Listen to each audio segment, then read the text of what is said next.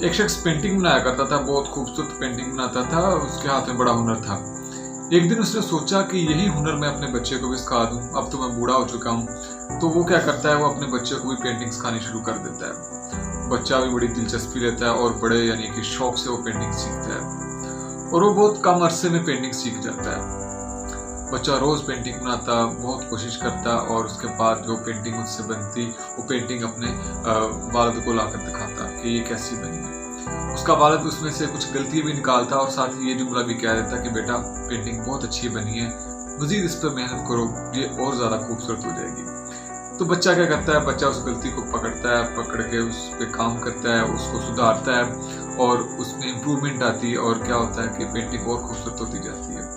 ये सिलसिला चलता रहता है। तो एक ऐसी सिचुएशन आती है कि बच्चे की पेंटिंग बहुत खूबसूरत हो जाती है। बच्चा उसको बाजार लेकर जाता, वहाँ पे उसकी पेंटिंग अच्छे दाम में बिकती। लेकिन बाप अब भी उसकी पेंटिंग में गलतियां निकालता था। अब भी वो कहता था कि मजीद बेहतर करो, इसमें और ज़्यादा खूबसूरती आएगी।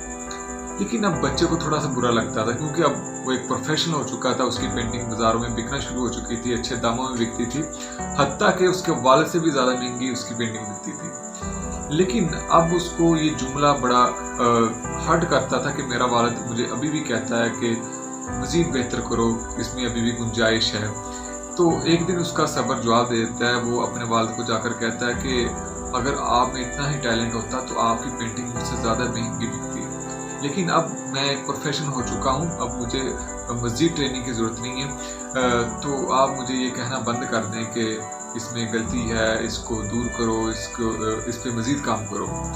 तो बाप भी क्या है, बाप सोचता है कि चलो ठीक है, अगर इसको बुरा लगता है तो मैं इसको दोबारा नहीं कहूँगा। तो बाप उसको ये कहना छोड़ देता है कि बेटा इस पर काम करो।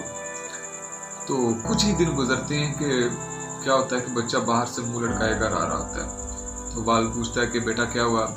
कहता जी अब वो बात नहीं रही, पहले मेरी पेंटिंग यानी कि बहुत महंगे दामों में बिकती थी, लोग बड़ी वाह वाह करते थे, लेकिन अब मुझे वो वैसा रिस्पॉन्स नहीं मिल रहा मार्केट में, मैं क्या करूं। तो वालिद जो उसका वो मुस्कुराता है, वो कहता मुझे पता था कि ये चीज़ होने वाली है।